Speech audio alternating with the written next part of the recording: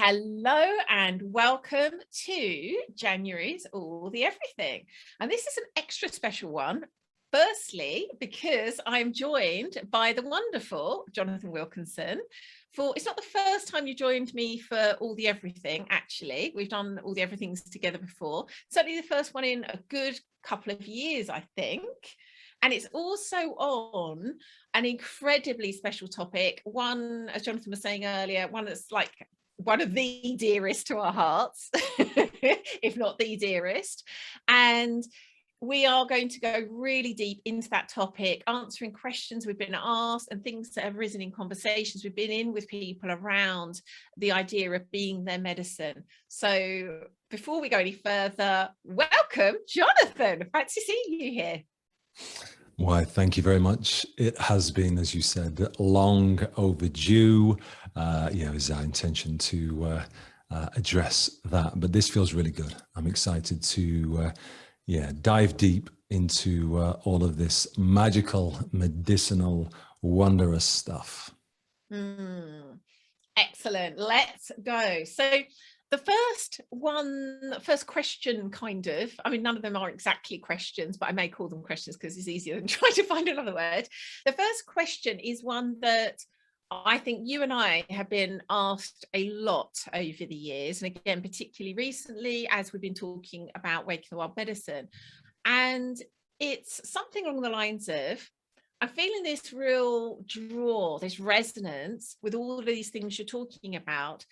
I don't think I've got any magical gifts. I don't think I am one of those people you're talking about, even though I feel this draw to it. So what would you like to say about that, Jonathan? And you're particularly, because you're the one that often does see people's magical gifts, I think you're particularly a good person to talk to this first. Yeah, well, why not? Let's start there by just making that distinction. Leanne and I share such a deep alignment in so many areas, but as our energetic typing, for want of a better description, we are so radically different in many ways. For me personally, I have a certain attunement, a gift to see, feel, and experience the gift in others, and then help guide and support them on that journey. And Leanne is also similar to what Leanne's doing, but Leanne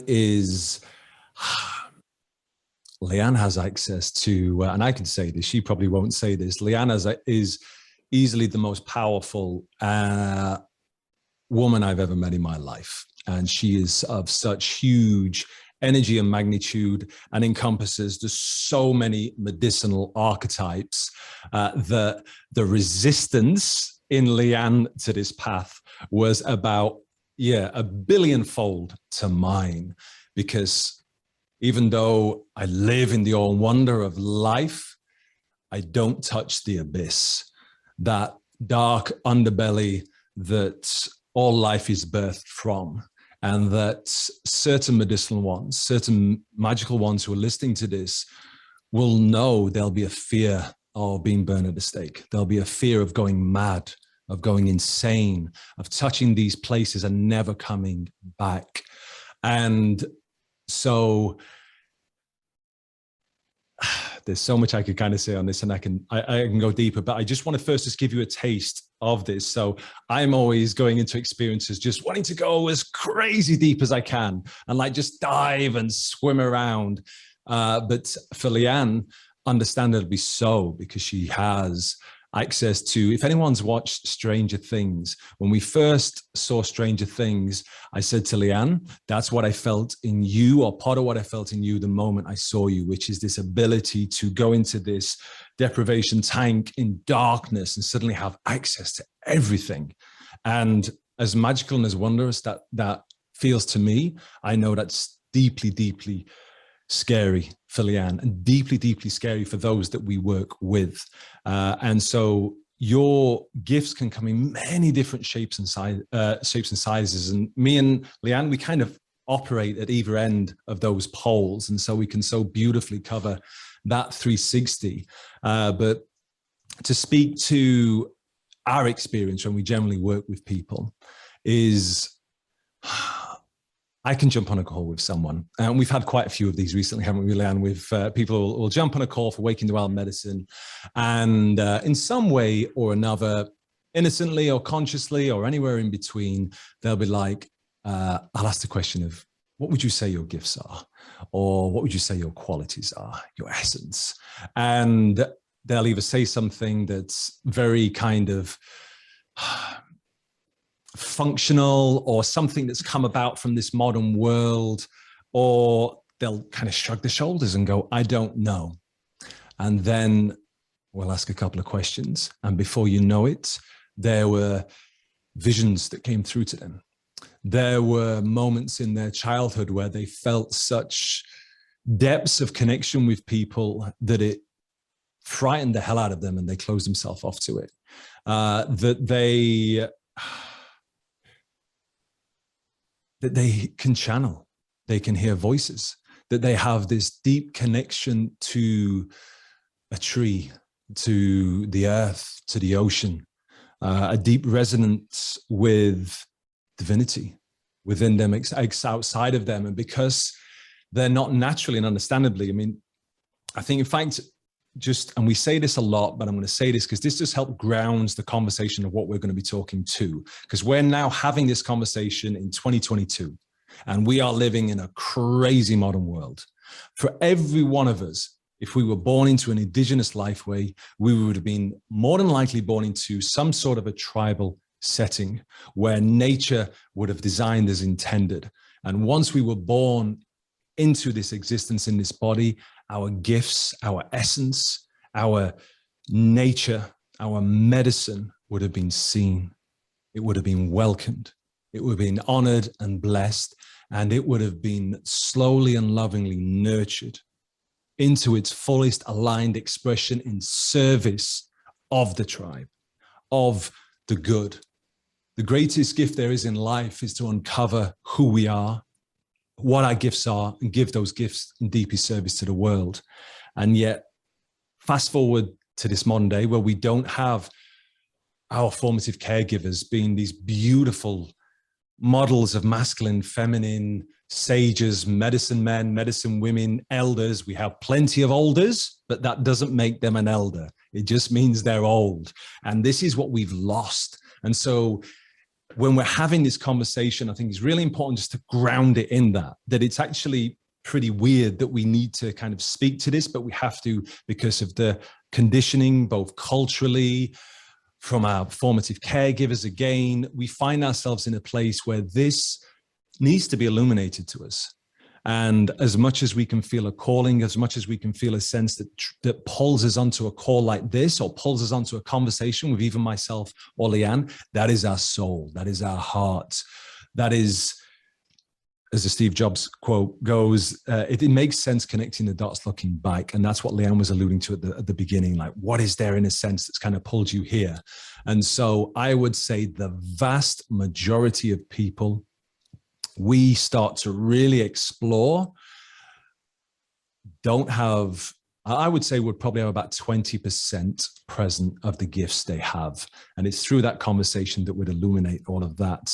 But I'll take a breath and stop there for a moment, Leanne, and kind of hand that back over to you for a moment, just to kind of give your experience on it. And yeah, we'll unpack that a little further, I'm sure. Thank you. You've already made me cry. I was laughing when you were saying about between us, we cover the 360, and then you said something like, here we are in the year 2022. And I was like, that's part of the 360 you've got covered, like remembering what year it is. We need someone that could do that. Not that's the only thing you bring, just to say, but it's certainly something you bring and I don't. Yeah, I love how you've grounded this conversation in what's true for all of us. And I think it's so easy to forget that these things like magic and medicine can sound really intangible and fantasy and airy-fairy, but they're as natural to humans as it gets. We've just forgotten. We've just lost so much connection with our souls, with the divine, that it sounds like it's the most out there thing in the world instead of the most in here thing in the world. And listening to you speak, I'll say, oh my goodness, yeah, it's so easy to, because we're in these conversations all the time, I forget that that's just not known out there in the world as a thing that's just like for us. It's our birthright. Something else I wanted to say was you spoke beautifully about the different ways that you and I see people and see the gifts in people. And I often, if I'm, for example, running a different crucible, I'll say about Jonathan been having this amazing ability to just see people's magical gifts. And we've joked before that we think that Jonathan was maybe a witch hunter in a previous life because he just has this attunement to seeing magic in people. And in this lifetime, he's here to kind of do penance and actually see the magic in people and guide them into it. Whereas I don't see that in quite the same way as Jonathan does. One of the things I can do is see people through patterns of many kinds. That includes archetypes. And so between us, as Jonathan said, we work together to be able to see what's there for people and also guide them in what's that next breadcrumb. How can you actualize the fullness of these archetypes, and again particularly the magical archetypes of medicine, that your soul chose to come here this lifetime to embody and express. Yeah, I just think there is, going back to what you were saying, a real lack of understanding of what we're actually here for, each of us, what's possible for us. But then again, you know, this, when we talk about things like mythical archetypes, these are again for us. We're all living them out unconsciously anyway.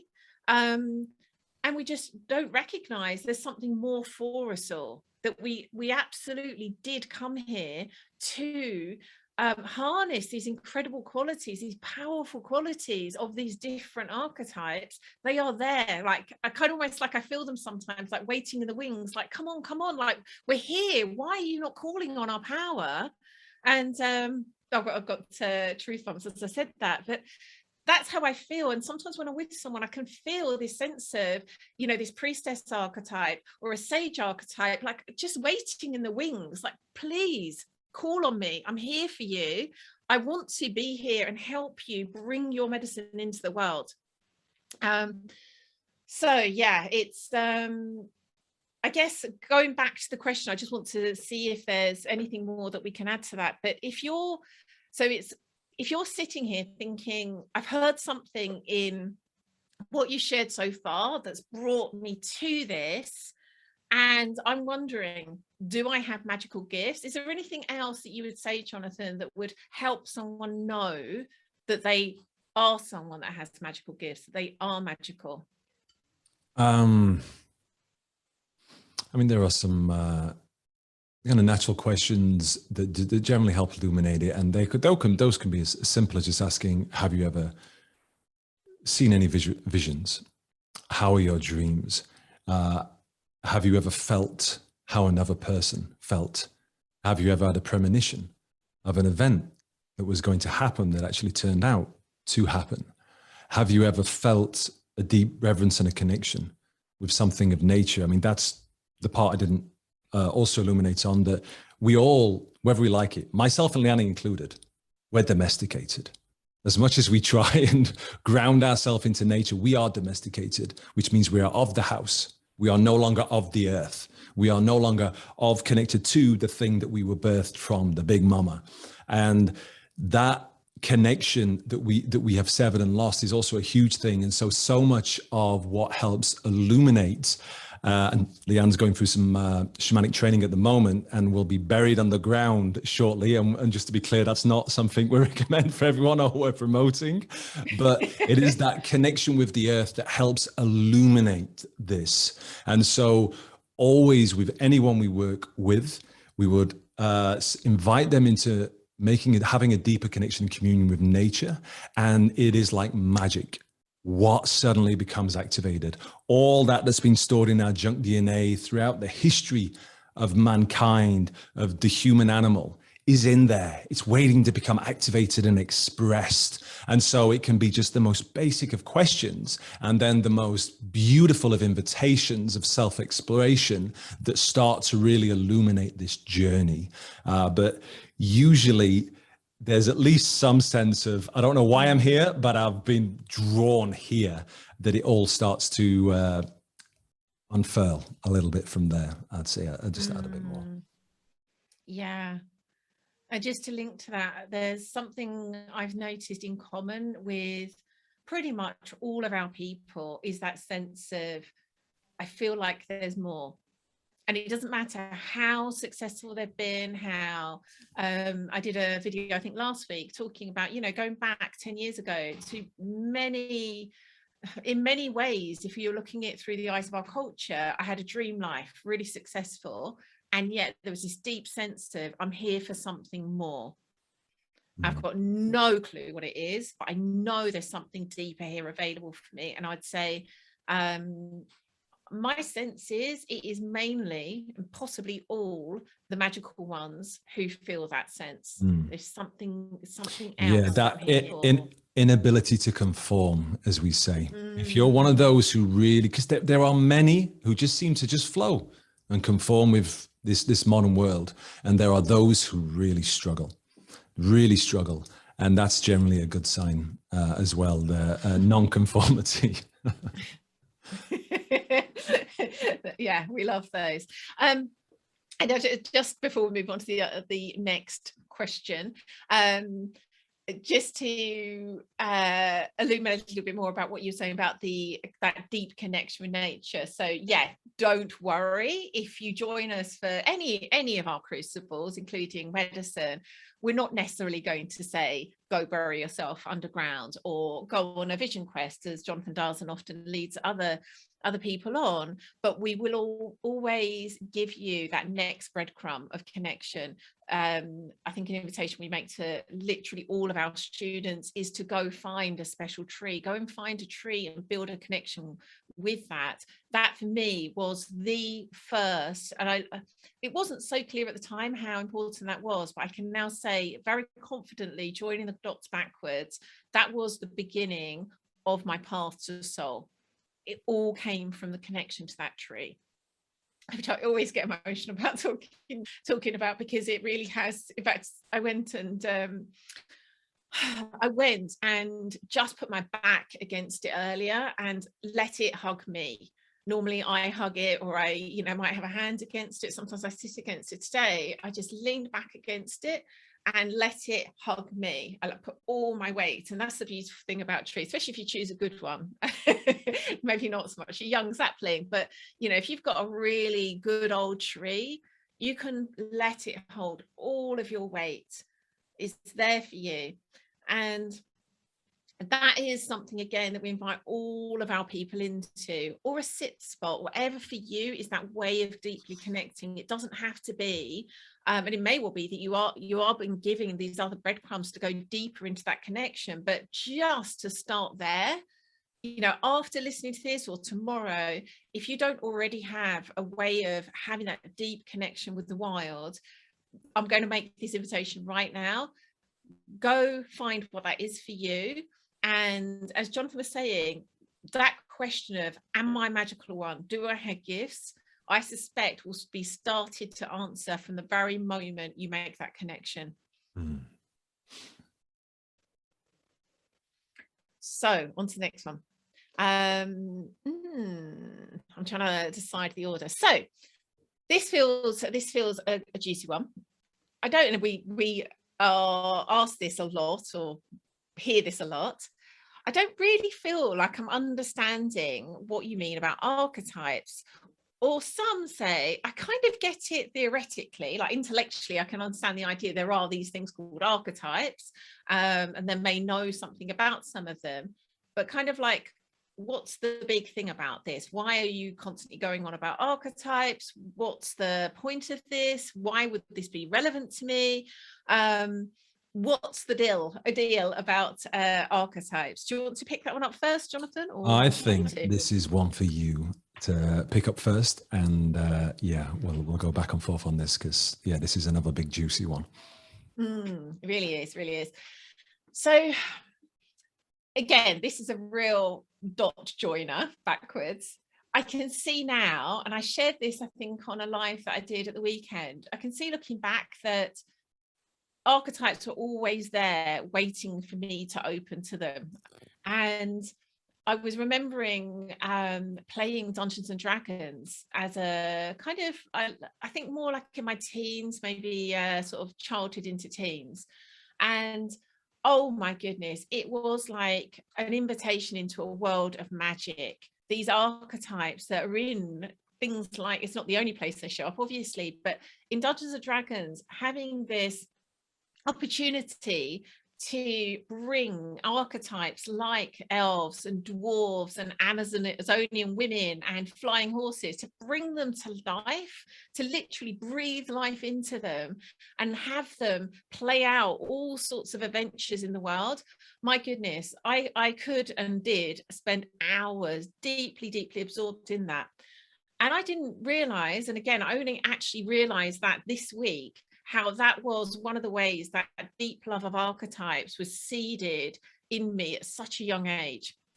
And of course, we'll all have different experiences of that. For some, it might be books, it might be films, it could be poetry. There's so many different ways. It could be real life people. But each of us have experienced the archetypes, and there's what we call the non-magical archetypes, but of course they're all magical, really. They're all in the divine. But there is a clear distinction. We'll talk more about the magical ones in a moment. The clear distinction that I think is helpful to see between the non-magical ones, like the mother, the father, the king, the queen, my mind's gone, what else is there, warrior, those were lover, those archetypes which are available to everyone. And then there's the archetypes that are the magical archetypes we'll talk about more in a moment, like the sage, the witch, the priestess. And we'll have all had different experiences with these, whether or not we were conscious to them. And some will be really important to us, some will be kind of thrust into. I mentioned again how, of course, when I had children, I was then suddenly embodying the mother archetype, but I wasn't conscious to that. I wasn't thinking, oh, here's me now, I'm calling down the mother archetype, but that is what I was doing. There is a pattern, that the energetic pattern that the mother archetype holds, that is universal. And that will, for each of us, will have a different understanding of that based on our life experiences, our own mother, what we've seen around us in all sorts of formats. There is also something pre-existing. There is something held in the ether, in spirit, that we call in when we're creating our lives according to these different patterns that are available to us. So again, we will all do that. We'll all have experiences of the archetypes. We'll all embody the archetypes unconsciously. The work we're in all the different ways that we work with Waking the Wild, the work is an invitation, which is to me like about the best invitation ever, is to consciously work with the archetypes. And in some of our crucibles, like for example, Waking the Wild Feminine that I was running towards the end of last year, we were working with the Queen, the Wild Woman, and the Lover. And then in Waking the Wild Sovereign, we work primarily with the Sovereign, which is the King or the Queen. In Waking the Wild Medicine, we work with the magical archetypes. These are all opportunities to understand which are aligned to us. And again, I very much see it as our soul chose these before we came here. These aren't random. We can choose to embody whatever we want, but there is a deep resonance we'll feel to particular archetypes because they are meant for us. So when we're talking about archetypes, again, it's very much this energetic pattern that we can become intimate with, form a relationship with. I shared very briefly in the live I did the other day about what the priestess archetype meant for me. And it was the first archetype I consciously chose to work with. And I absolutely devoted myself to her for tears coming up again. I chose to devote myself to her fully for a year. And in that year, I looked at all the different ways I was being called to embody her. What was in the way of that? What did I need to do to be able to open myself out, to expand, to be able to hold her energy, which is, you know, a lot of energy. The priestess asks a lot of me. She will ask a lot of anyone called to embody her. So for me, this was something that I devoted myself to doing. And in many ways, it wasn't easy. And I can say it was, oh my goodness, I look back at that and I just think, thank goodness I received her invitation and accepted it, because everything I've done in terms of all the archetypes I've then since embodied, all of the archetypes we work with others to embody, all was seeded in that willingness I had to say yes to her. So let me just go back to what the question was. Theoretical understanding of archetypes, anything deeper. So I'm going to hand over to you, Jonathan, because I feel like I've said everything that feels alive for me at the moment. What would you add to that? Let me just take that back and ground it again as to why these archetypes exist in the first place. And as with most things, it's nature, it's the design of life. And some people can literally have either laying dormant or fully awakened and actualized just about every archetype on the planet. Or some of us can just have the odd one or grouping of ones. But there's a reason that all the mythical tales, Game of Thrones is always a great one to see archetypes in action. They just cover most of them. Literally almost every character embodies the beingness of an archetype there. And that's just the design of the system. It's how we can come together in harmony and be of service. And it just makes sense. If we was all the same, we live in a culture and a civilization which is trying to kind of push for this egalitarian society of equality across all levels and all things, which just is so deeply unserving, which again only shows how disconnected we've become with the land. Because when we connect with the land, with nature, we can see this intelligence dancing, and nothing is equal. Nothing is. There's a hierarchy to everything, and it is gorgeous. And it's the most beautiful thing in the world. So I just want to start by saying that there's a real design behind the system of why archetypes are there in the first place. These aren't characters that are created in make-believe and brought to life. They have a function. They have an actual function that helps move us forward, support the tribe, be our gifts in deep service. So I just, I want to again, just kind of ground that in that, because when we talk about this stuff and certainly connect it with mythical tales, it can seem the thing of movies, the thing of fantasy. It can be this modern world has done a fantastic job as Disneyfying so much that is so sacred and so powerful, because it's when we Disneyfy something, it stops us from questioning the status quo. And I don't want to get into any conspiracies. That's just the way it is. It's all probably just innocent, but it's the way it is. And so the more we can ground ourselves and open ourselves up to things that get us to question the status quo, the more we'll arrive at some form of illumination in the realms that we're talking.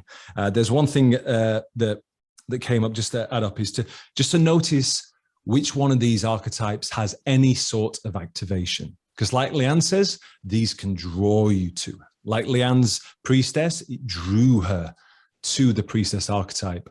Leanne knows very clearly on this. Sometimes there is a hell of a lot of resistance to. Well, for me, there's always resistance. There's always a key side. I stopped short of that. There normally is. Yeah. There normally is a great deal of resistance. So I just want to present that just look for the activation. Look for whether it's a resistance or a draw, a push or a pull. If there's nothing on it, don't draw any decisions in that moment. Just take that as a sign, as there's no pull or draw or anything to you in that moment. So I just wanted to add that bit to it as well, that a lot of the time it's where the big resistance comes, where those are the strongest, most powerful archetypes that are lying dormant and unactualized. Yeah, it's so true. And also a link to that, I think there can be this sense of, if I am meant for this set of archetypes, I would need to know now. And what I've really seen is we tend to only get kind of one invitation at a time. It would be so overwhelming otherwise. And so I didn't know back when I heard that call from the priestess that I would then have all these others open up to me. I mean, to be honest, it probably would have been too overwhelming if I had known that. And so we tend to, just like with all the breadcrumbs of the soul, have one that really is clearly speaking to us. And if we are willing to choose that, if there are others, they'll be revealed to us when we're ready. And so there isn't this sense of like, just because it's one, that doesn't mean it's the only one. It means it's the one now. I think it feels good now to move into talking about magical archetypes. And I had a great conversation that was like so perfect in preparation for this today. So as I said, we talk about these human archetypes, non-magical archetypes, and then we talk about the ones that are the magical archetypes. And we make this distinction, and it can be quite, I'd say, triggering for people sometimes, where it's just like, oh, right, so you're saying there's a set of people who are better than, and I'm either kind of like in that set that you're saying they're better than, or I'm not. And as Jonathan said, it absolutely isn't about better than, it's just difference. It's this perfect design of difference. And as I was talking to someone today, and they were asking me about this, like, is that true? You know, is there people who are magical and people who aren't? First of all, it does depend on what you mean by magical. And going back to what you're talking about, Jonathan, grounding this in what is natural for humans. When we look at what we do know of people who are still living in wild ways, in ways that are deeply connected to the land, when you hear what is a kind of typical ability for people in that setting, it looks as magical as hell. Yeah, there's a book that I often reference, Original Wisdom, and it's a real life story of a tribe, I think in Malaysia. And the chap who wrote the book, who's a kind of, I think, psychologist, he tells of when he would go to visit this group, they would know he was coming. There'd no way of knowing in a kind of modern sense, no phones or anything, but they would know he was coming, and there was no pattern to him coming, and yet someone would always be there to meet him. They'd walk out towards the edge of the jungle and meet him. And he tried to question them once, like, why is there someone here? And for them, it was like a nonsensical question. It's like, of course we would know you're coming. And for us, that is like a highly magical thing. But that's just, again, a human birthright for us to be so deeply connected that those kind of abilities are natural for humans. And so from that lens, you could say we're all magical. In order for us to make a distinction about these particular people who came here to be their medicine in a magical fashion, it's really helpful, again, to look at it through the lens of, within each tribe, within each group, within each band, there would be a person or a group of people who played the role of something akin to a shaman. And it's not everyone, it's not all of the people, it's particular people who have come here to embody that role, to hold that archetype. It isn't everyone. It's not meant to be everyone. There's people also needed who are, you know, fabulous at building huts or hunting for food or whatever it might be. And there's someone who is meant to be that magical person to be able to serve in that particular way. And why would that have radically changed today in this modern world? It makes no sense to me, particularly when we actually need magical people more than ever. But anyway, so I'm going to say a bit more. I'm going to hand back over to Jonathan in a sec, but that's what when we're talking about magical people, that's what we're talking about. We'll talk a bit more about magical archetypes in a moment, but I think that's really helpful to recognize it's natural to have people who have greater access, let's say, to magic in order to serve. This is always about serving the community. Anyway, anything you'd like to add to that, Jonathan?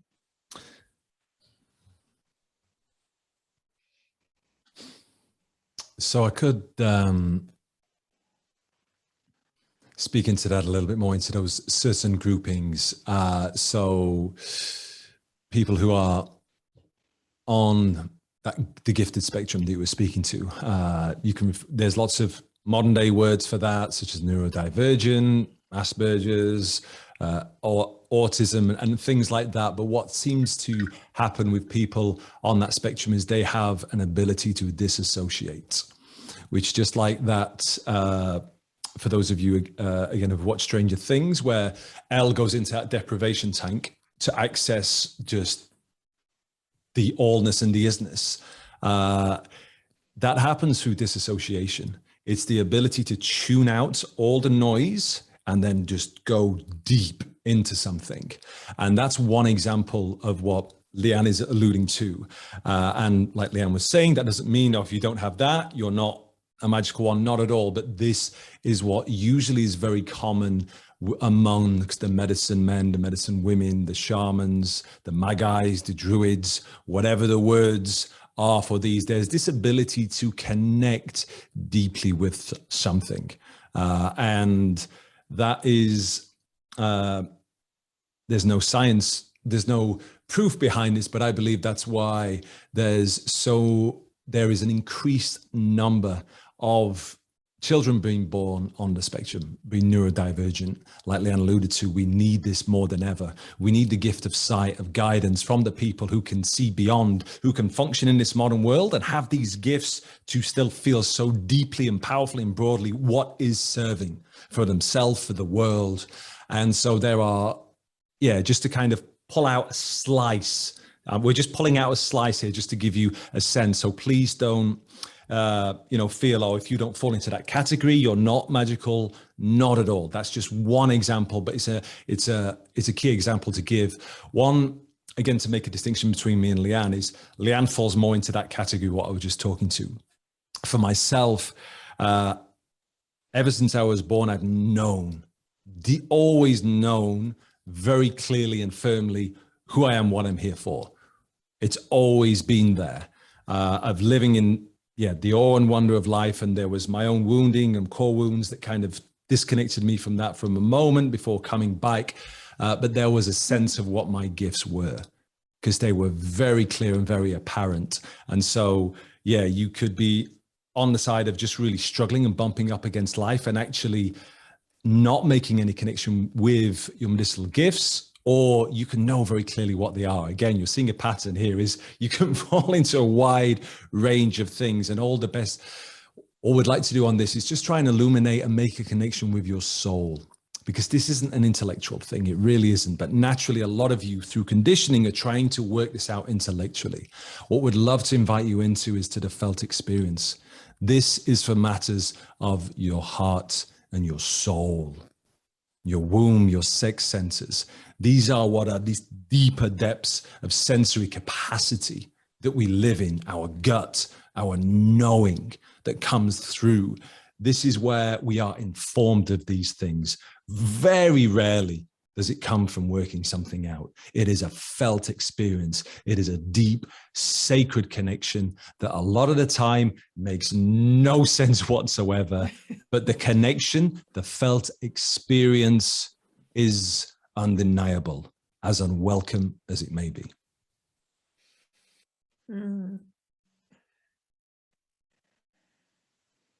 Yeah. It's I was just thinking what you were saying there about neurodivergence, and more I can see that we have this kind of like sense of it, you either are, or you aren't, or you're this or you're that. And more, and just to say, for anyone that doesn't know, I'm autistic myself, so I'm speaking with some degree of understanding of these things.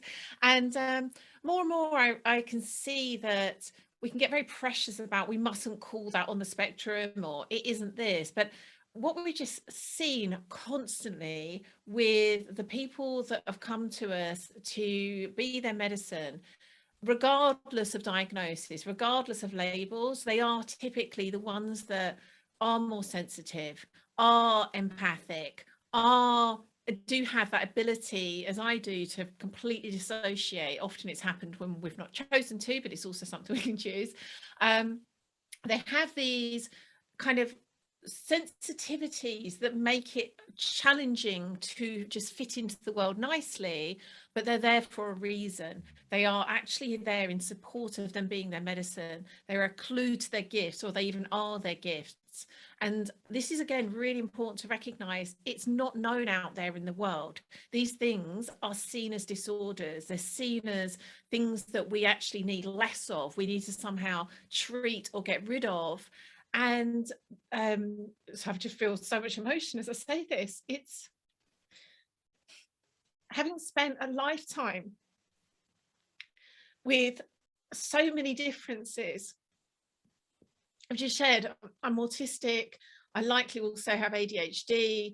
I have dyspraxia, dyscalculia, and all these things that were challenges that made me feel sometimes stupid, because I just wasn't able to understand how other people operated. Things that meant that I did things that other people were just thought were like, why the hell is she doing that? And oh my goodness, the relief has been to little by little understand how every single part of me is there for a reason. It's there as a perfect part of the design. It's there for me to be able to be my gift. And oh my goodness, if there's anything, like one thing that someone listening to this can take from it, it's if you share any of those qualities, my goodness, please allow yourself to recognize the gift that you are.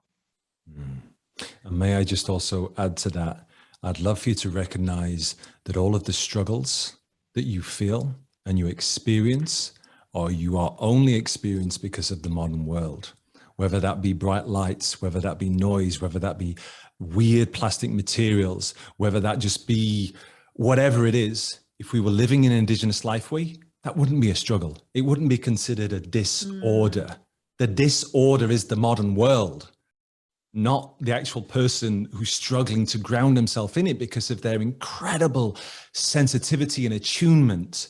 The human body is the most sensitive instrument on the planet, especially a woman's body is even more sensitive. And so if you are neurodivergent or on the gifted spectrum, all of this is heightened. And so I just want to add that bit is go and spend a week or two in nature, and suddenly all those struggles or all those things that you bump up against in this modern world, I'm pretty sure you'll find they'll fall away. But just to add on to that, I do believe that we aren't meant to go back and live an Indigenous life way. As beautiful as that would be, as rewarding as that would be for all of us, there's a reason this is playing out right now. And I believe we are these children in this flux state, and we are here to evolve. We are here to be the ones that create the change to move forward in the way we need to do in technical advances, but also to honor the deep reverence and sacredness of life itself and to bring that together in harmony. I truly believe that's why we're here. So it's not, the modern world isn't the demon. It isn't, kind of the thing that's the big problem, although it is the thing that's affecting us most. But the more we rise into sovereignty and elevation of being conscious to that, the more aligned actions we can take in service of becoming our gift for ourselves and the world. So I just wanted to add that bit again, which is an important thing that unfortunately is rarely spoken of. Yeah, so true. I'm recalling the conversation I had with Lucy Pearce for the podcast a while back, and we kind of quoted this metaphor of the canary down the mine, and how actually the mine, aka this modern world, isn't actually working that well for any of us. And yet the ones of us who are more sensitive we're like the canaries down the mine. We're the ones saying like, hey, this doesn't really work for us. I don't like it down here. But it's actually, it's not because that, you know, we're a problem and, you know, there's something wrong with us. It's because we're pointing out what's actually not working well for anyone. We're affected by it more. But yeah, I think that's a really helpful thing. So where to next? So let's move on to the magical archetypes. And I can't even believe the time, Jonathan, this is flying by. What I've written here is, I feel like I'm resonating with some of the magical archetypes, several of them. How would I know which I am? What would be a way of knowing which magical archetype is for someone? We've touched on this a bit already, that sort of feeling of a call in the heart, a kind of sense of resonance or resistance, particularly for people like me. And yeah, what would be helpful to someone listening that perhaps again is either heard in this conversation or has watched something I've said on the Facebook Live? Do you think, where would you think would be a useful place to start with this, Jonathan? Well, the most helpful is always to find yourself in front of someone who can really see and feel the gifts that are within you. And unfortunately, that isn't available to everybody, but to be in the active calling in of that, I want to say, because that is just so powerful for so many. Some people don't need it, but I just want to say that. So that there's no getting away from that. But the more you can be in the exploration, in the conscious calling in of your gifts, because I mean, if we just sort of, again, just part magic and medicinal for a moment, is your gifts. You have come here with your own unique set of gifts. That's the reality for every single person. And like I alluded to, the greatest, most fulfilling and rewarding thing in life is to understand who we are and our gifts, and to be the most aligned, express, walking celebration of those gifts in service.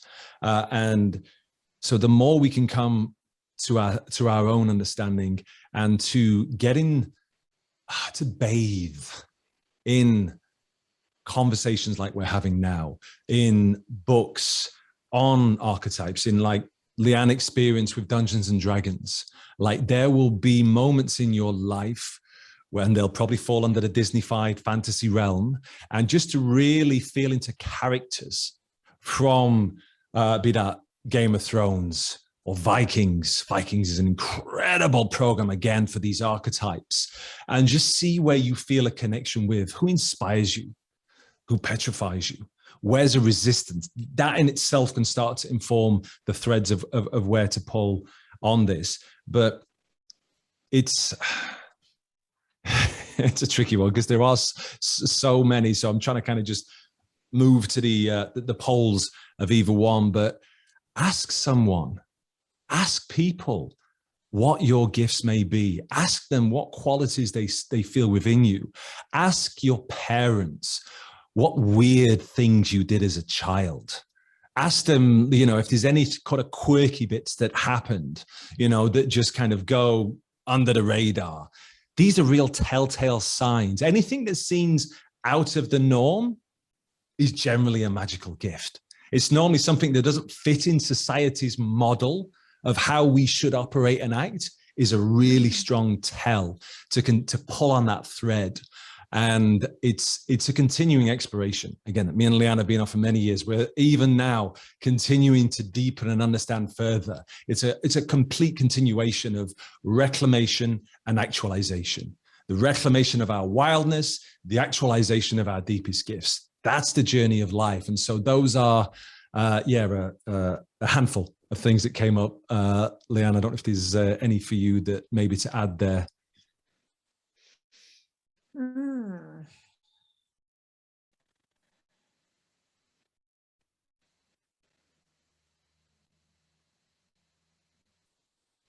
What's occurring to me is there's that Jim Rohn quote, I think it is, you know, you're the average of the 5 people you spend the most time with, something like that. And one of the things that I certainly hear a lot from our students, our clients, people that join all of our different crucibles, is how much they get being with other people like this.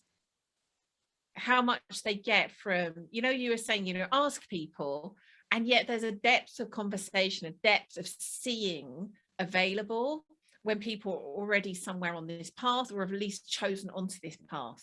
That's what's really occurring to me. Like, again, most people in the world are so disconnected from any understanding of soul, let alone the kind of conversation we're having here. I mean, the kind of conversation we're having here, my goodness, if the average person could overhear us, they'll be just like, what on earth?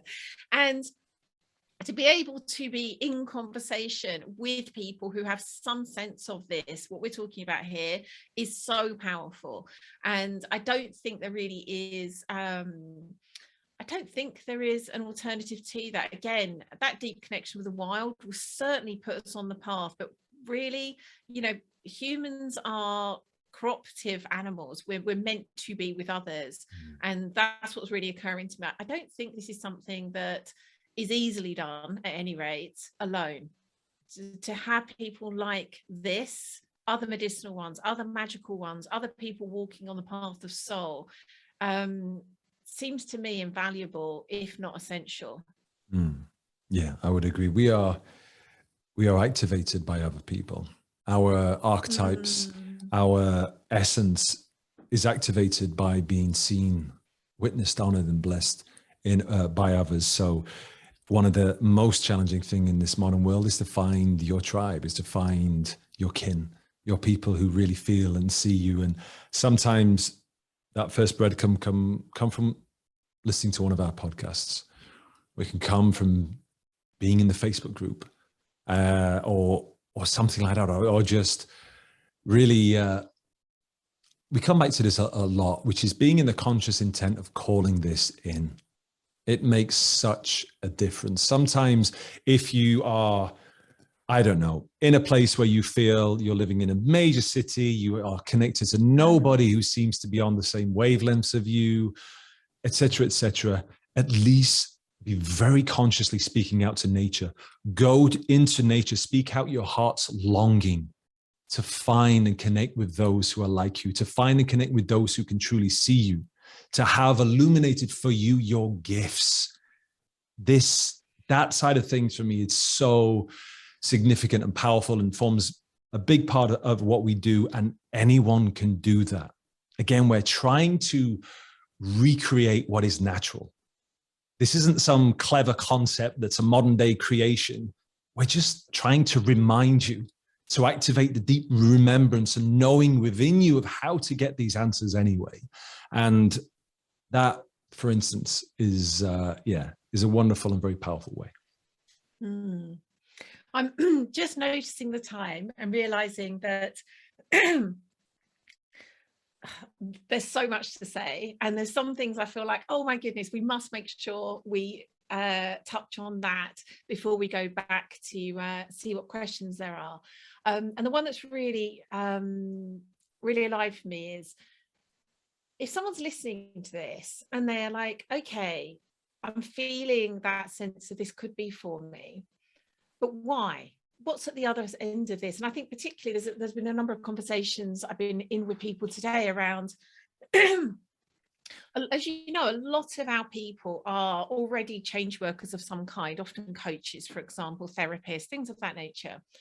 And so they've been called to that role because they are here to work with people. And I think something that's really helpful is to recognize that all of these roles, these jobs, like things like coaches, counselors, therapists, and the like, they are really the kind of best best guess our culture has made in terms of what to do with people like us.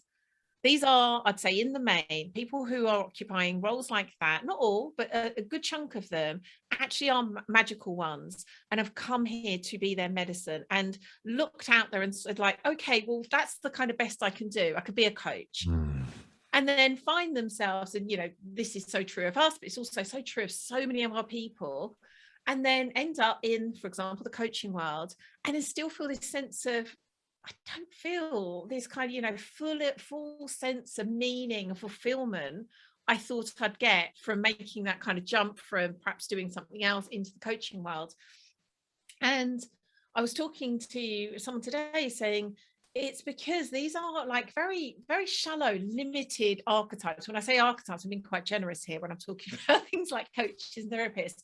They're the kind of, they offer something, but they are very limited compared to the powerful expansiveness of the magical archetypes, like the shaman, like the priestess, like the sage, like the witch, like the seer, like the healer. And they require us to kind of collapse our energy and actually keep quite small to occupy like what's possible within, for example, a coach. So this is a really long way round saying, so whether it be someone that's already in change work, or perhaps they're not, but they're feeling the sense of, I'm here to have, give my gifts in service in some kind of way that's akin to what's being described here. If they chose onto this path, and if they were to work with these kind of fantastical things we're describing, all these gifts and these magical archetypes, what's available on the other side of that? What is the point of all this? I mean, I suppose this is bringing us to the actual topic of the show, why being your medicine is a gift to the world.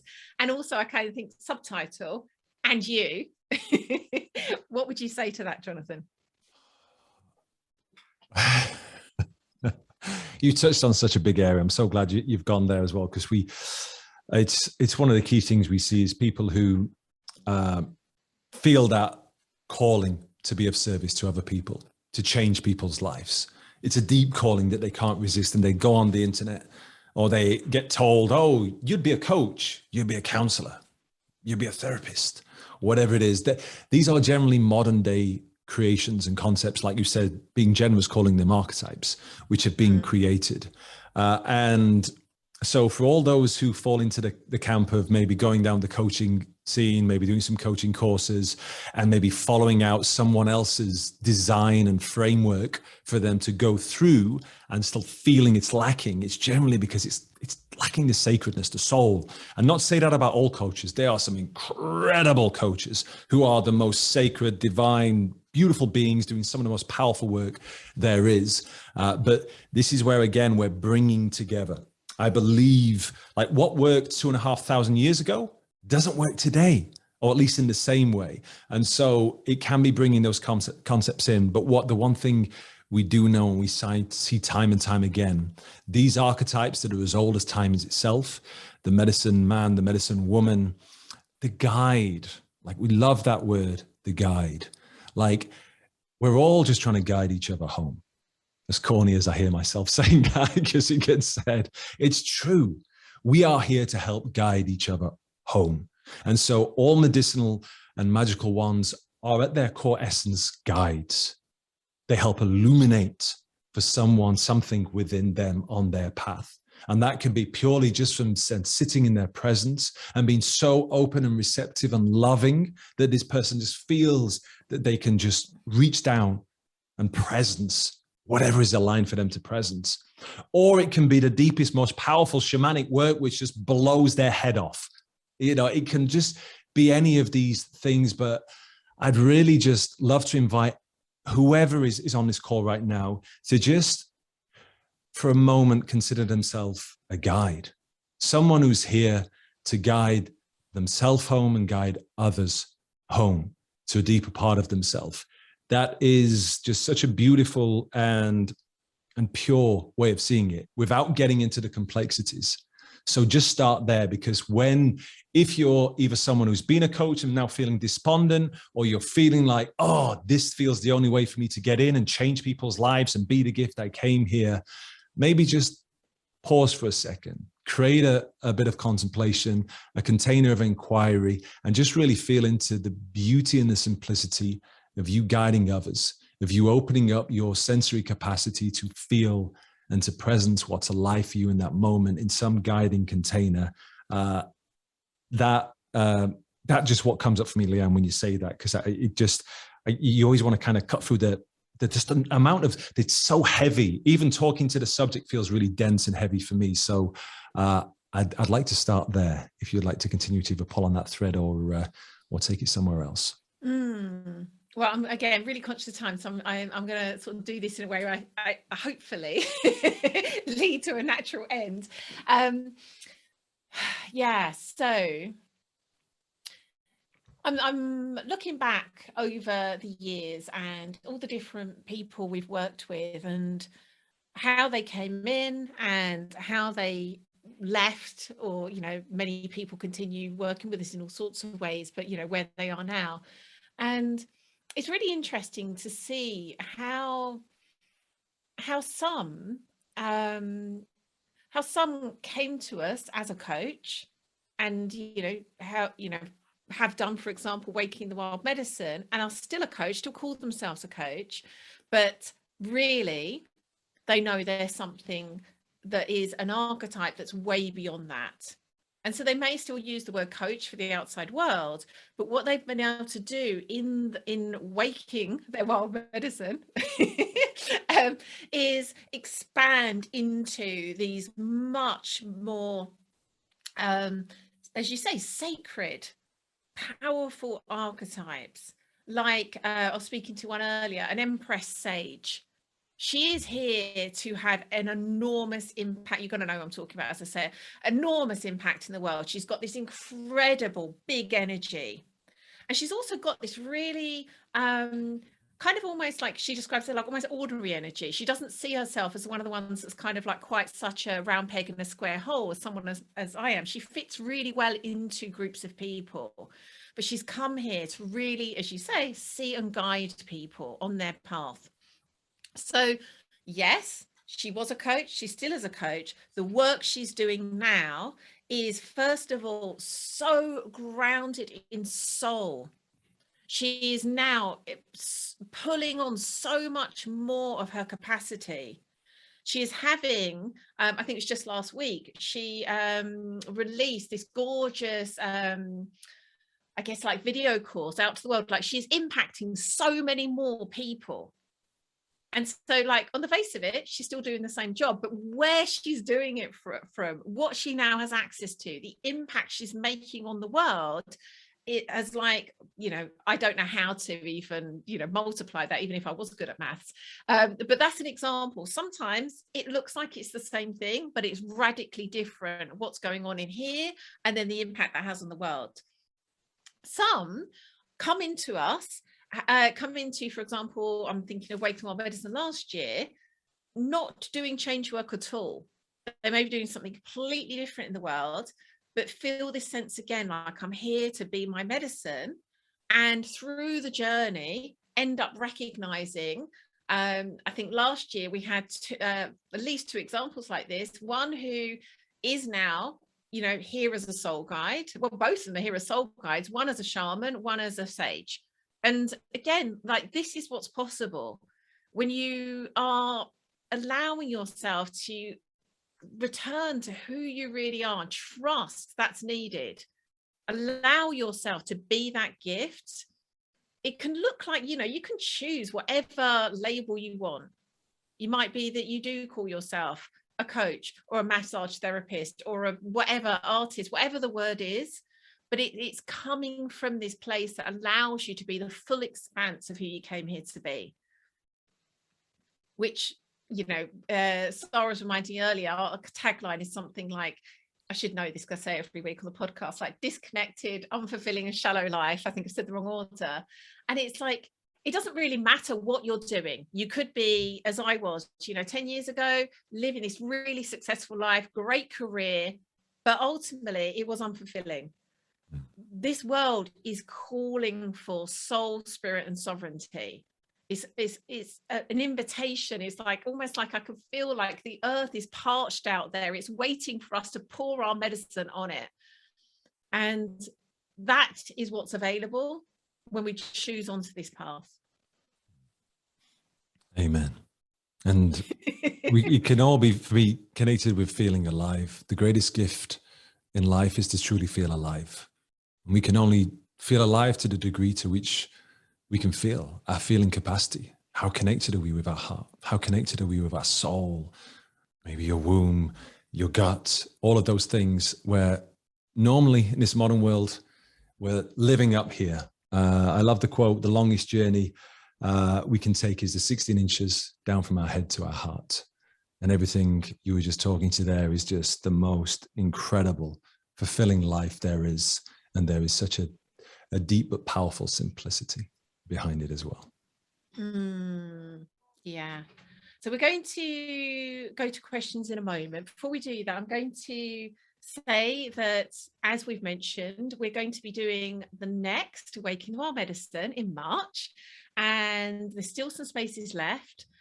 It's going to be, my goodness, in fact, it's perfect because it's 9 months, it's 10 months in kind of, what's that word? Period, what's the word for like a 10-month duration? I think that's the word, although we do take a break, 1 month break in August, but we chose it thinking 9 months is beautiful because it's that kind of gestation period, that ability to take the time it takes to do work of this kind, to allow that gestation to happen and then birth that medicine in the world. It's going to go, and I sometimes say it's like this metaphor, like here you are along the surface and then we go deep, get plunged into soul, into shadow, oh my goodness, and journey along like that, and then come back to the surface. And then the final 3 months is very much allowing you to be supported in what that looks like. You've discovered, you've gone down into shadow, you've got your gold, you've discovered your gifts, you've understood your medicine that you're here to be, and then really being supported in offering that to the world. What does that look like practically? So that is what's on offer.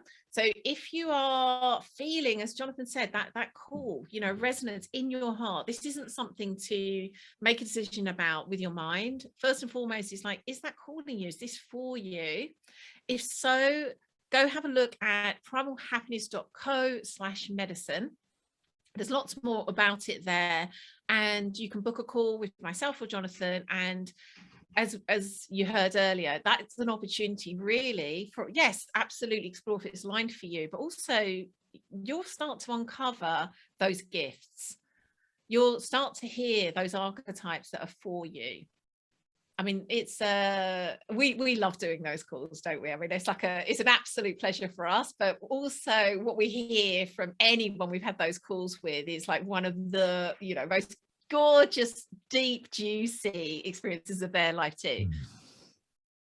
Yeah, it really is. And it is that, as you laid out, there's kind of 3 parts to the journey. There's that first uncovering what your gifts are, what your medicine is, and then how that medicine can be given in service. And then the actual putting that into practice in service and being your medicine. And so those 3 elements, or 3 elements, there are 3 areas are very much of what the focus of and our intention behind Waking the Wild Medicine is to take you from where you are right now to being your medicine in deep service. And like Leanne said, if you feel any drawing in alignment there, have a look at the webpage. And if there's still a deep draw there, reach out and we'll have a conversation and see if there's a deeper sense of alignment for you in your magical and medicinal journey. Wonderful.